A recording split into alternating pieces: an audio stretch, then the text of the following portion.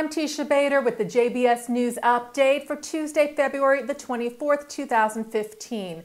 The jury in the U.S. terror trial against the Palestinian Authority for their involvement in terror attacks in Israel delivered a historic verdict yesterday. The New York jury found the PA liable under the Anti-Terrorism Act in the sum of $655 million in wrongful death damages.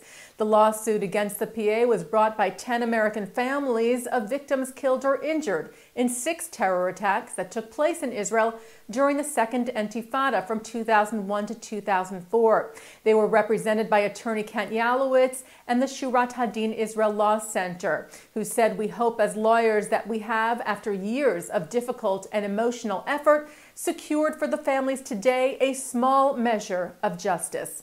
The landmark verdict was lauded by Israeli leaders, including Prime Minister Benjamin Netanyahu, who also criticized the PA for continuing its actions, like its appeal to the International Criminal Court accusing Israel of war crimes and its alliance with terror group Hamas, instead of, quote, drawing the appropriate conclusions from the U.S. verdict. Netanyahu said, "We expect responsible players in the international community to continue and punish those who support terrorism, as the U.S. federal court did, and to support the countries combating terrorism." Jewish organizations here in the U.S. welcomed the verdict as well. National Director of the Anti-Defamation League, Abe Foxman, said the ADL was gratified that the U.S. civil judicial process provided a venue to hold the PA and PLO accountable.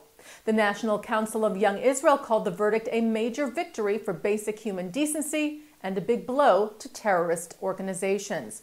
Executive Director of the American Jewish Committee, David Harris, said the victims' families have finally seen justice in the admirable, reasoned decision of the jury in a federal court in New York. The Associated Press reports that the U.S. and Iran are working on a deal that would initially freeze the Islamic Republic's nuclear program, but then gradually ease restrictions on programs that could be used to make nuclear weapons. The AP reported yesterday that this two-phase agreement would reportedly include a period of at least 10 years where Iran's nuclear program would be restricted, but then slowly eased. In an op-ed piece in the Times of Israel, the paper's founding editor David Horowitz wrote yesterday that while the U.S. administration has been suggesting that Israel has been cherry-picking information about the talks with Iran and deliberately distorting the details of the deal, it now appears that Israel's reports were accurate.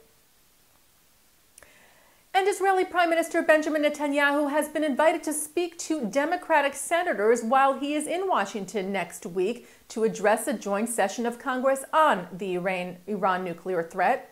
Reuters reports that Democratic Senators Illinois' Richard Durbin and California's Dianne Feinstein sent a letter to the Prime Minister saying they would like him to privately meet with them and other senators from their party to, quote, maintain Israel's dialogue with both political parties in Congress. The senators write that the invite to Netanyahu from Republican Speaker of the House John Boehner threatened to undermine the bipartisan approach towards Israel, which they write as supporters of Israel is deeply troubling.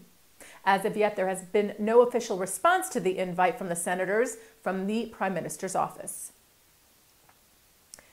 An IDF soldier was injured and a Palestinian man was said to have been killed last night in clashes with Palestinians. The soldier suffered a light head injury in the Teisha refugee camp near Bethlehem last night. He was part of a security operation being carried out by the Golani Brigade, who were met with close to 100 Palestinian rioters in the area who threw blocks, rocks, and firebombs at the Israeli forces. The IDF responded, and one Palestinian was shot and killed.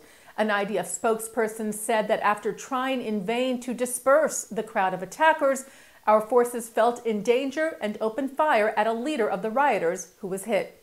The incident is being investigated. 2 Jewish heirs to an art collection have filed a lawsuit aimed at regaining that collection they claim was sold under coercion to the Nazis. Alan Philipp and Gerald Stiebel filed their claim yesterday against Germany and the Prussian Cultural Heritage Foundation in U.S. District Court for the District of Columbia. They are asking for the return of a portion of what is known as the Guelph treasure, worth approximately $227 million. The part they are demanding was apparently sold to Hitler's deputy Hermann Goering in 1935. Heritage Foundation President Hermann Parzinger said he was shocked at the suit, saying that extensive research shows the property was not confiscated nor part of a forced sale by the Nazis. And turning now to our programming for tonight, Tuesday, February the 24th, at 7:30, a memorial tribute to philanthropist and former president of the World Jewish Congress, Edgar Bronfman Sr., with his son Matthew Bronfman, YU President Richard Joel, and many others. That's tonight on JBS and jbstv.org. And that's the JBS News Update for Tuesday, February the 24th, 2015. I'm Teisha Bader.